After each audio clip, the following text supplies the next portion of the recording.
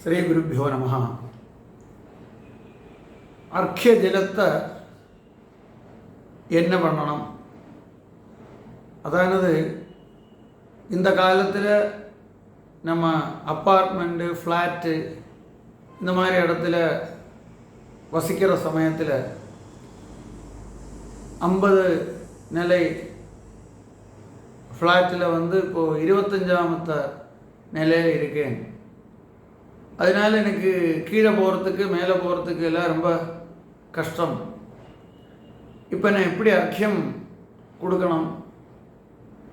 அந்த ஜலத்தை என்ன பண்ணணும்? இந்த மாதிரி எல்லாம் கொஸ்டின் மெசேஜில் கேட்டிருக்கா. இந்த காலத்தில் எப்படின்னா கிரகத்தோடு வெளியில் அக்ரஹாரங்களில் வாசலில் அர்க்கியம் கொடுப்பா.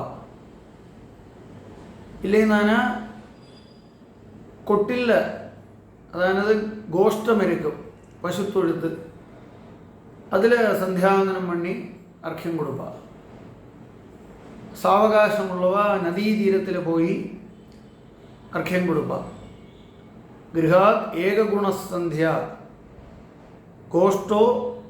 கோஷ்டே தசகுணாபவா தசசாகஸ்திரிகா நத்தியாம் அனந்தா விஷ்ணு சந்நிதோ அப்படின்னு நதியில் பண்ணினா ரொம்ப 10,000 கணக்கு ஆவர்த்தி இரட்டி பலமுண்டு அப்படின்னும், கோஷ்டத்தில் பண்ணினா 10 இரட்டி பலன்னும் அப்படியெல்லாம் பிரமாணங்கள் இருக்குது. ஏதாவது க்ஷேத்திரங்களில், விஷ்ணு க்ஷேத்திரம் அது மாதிரி உள்ள க்ஷேத்திரங்களில் வச்சு அதில் உள்ள அந்த குளத்தோடு கரையில் நதி தீரத்திலெல்லாம் பண்ணால் அதுக்கு ரொம்ப பலம், அனந்த பலம் அப்படிலாம் இருக்குது. இப்போ அதெல்லாம் விட்டுட்டு நம்ம ஃப்ளாட்டில் இருந்து சந்தியாவந்தனம் பண்ணுற சமயத்தில், இல்லை கிரகத்துக்குள்ளே சந்தியாவந்தனம் பண்ணுற சமயத்தில் நம்ம ஒரு தாம்பாளம் வச்சுண்டு அந்த தாம்பாளத்தில் தான் நமக்கு அர்க்கியம் கொடுக்க முடியும். அந்த மாதிரி அர்க்கியம் கொடுக்கும்போது நம்ம ஜலத்தில் அர்க்கியம் கொடுக்கணும்.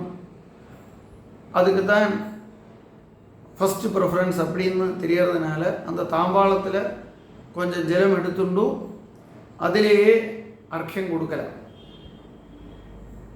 இல்லை நம்ம கிரவுண்ட் ஃப்ளோர் ஆக்கமானா அது கிரகத்துக்கு வெளியில் பூமியில் கொஞ்சம் ஜலத்தை நம்ம புரோக்ஷணம் பண்ணி அதில் அர்க்கியம் கொடுக்கலாம்.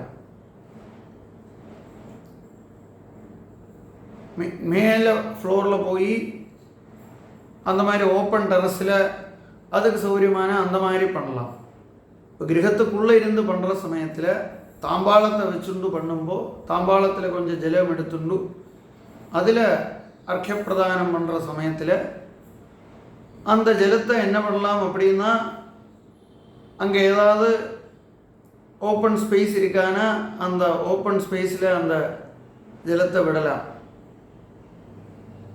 அப்படி இல்லைன்னுண்டானா பால்கனி மாதிரி உள்ள இடங்களில் ஓப்பன் ஸ்பேஸ் இருந்தால் அங்கே ஜலத்தை விட்டுடலாம். இல்லை ஏதாவது ஃப்ளவர் போட் இருந்தானா அதிலேயும் விடலாம். அதானது அந்த அர்க்கியம் விடுற சமயத்திலேயே அது என்ன ஆகணுமோ அது ஆகிடும். பூமோ தத்தேன பிண்டேனா திருப்தாயாந்து பராங்கதிம் அப்படின்னு நம்ம பிண்டம் வைக்கிற சமயத்தில் பூமியில் வச்சதும் அந்த மரணம் அடைஞ்சவாளெல்லாம் திருப்தி அடைஞ்சு விடுறா அப்படின்னு இருக்கு. அது கழிஞ்சு அதை என்ன பண்ணணும், அந்த பிண்டத்தை என்ன பண்ணணும் அப்படின்னா அது பிரதிபத்தி கர்மா அப்படின்னு சாஸ்திரத்தில் சொல்லுவாள். அது காக்கைக்கு கொடுக்கணும் அப்படின்னு சொல்லுவாள். இல்லாமல் காக்க வழி பிதற்கள் வரும், அந்த மாதிரியெல்லாம் நிறைய தெറ്റാன தாரணங்கள் உண்டு. அது மாதிரி இந்த அர்க்கியம் கொடுத்த உடனே அது வஜ்ராயுதமாக மாறி அது என்ன அந்த மந்திரத்தில் வேதம் சொல்கிறதோ அது மாதிரியெல்லாம் நடந்துடும். அப்புறம் அந்த ஜலத்தை என்ன பண்ணணும், எப்படி டிஸ்போஸ் பண்ணணும் அப்படின்னு வந்தாச்சுன்னா ஓப்பன் டெரஸில் விட்டுடலாம். இல்லை அங்கேயே ஒரு ஃப்ளவர் போட் இருந்தால் அதிலேயும் விடலாம், ஒன்றும் தப்பில்லை. ஃப்ளவர் போட்டில் இருந்ததுனால அது அந்த செடி எடுத்துடும் அப்படிலாம் நினைக்கண்டாம். அது விட்டதும் அதுக்கு என்ன உண்டோ அதனோட பலம் அங்கே ஆயிடும். அப்புறம் அது பிரதிபத்தி கர்மாவை. அதனால் அந்த மாதிரியும் அந்த ஜலத்தை விடலாம். ரொம்ப மோசமான ட்ரைனேஜில் விடுறது, வாஷ் பேசினில் விடுறது, இந்த மாதிரி பண்ணாமல் இருந்தால் போரும். பாக்கி எது நமக்கு சௌகரியமோ அது மாதிரி பண்ணிக்கலாம். சந்தியாவதனம் பண்ணி அர்க்கியம் கொடுக்கணும் அப்படிங்கிறது தான் பிரதானமாக தெரியாது. நமஸ்காரம்.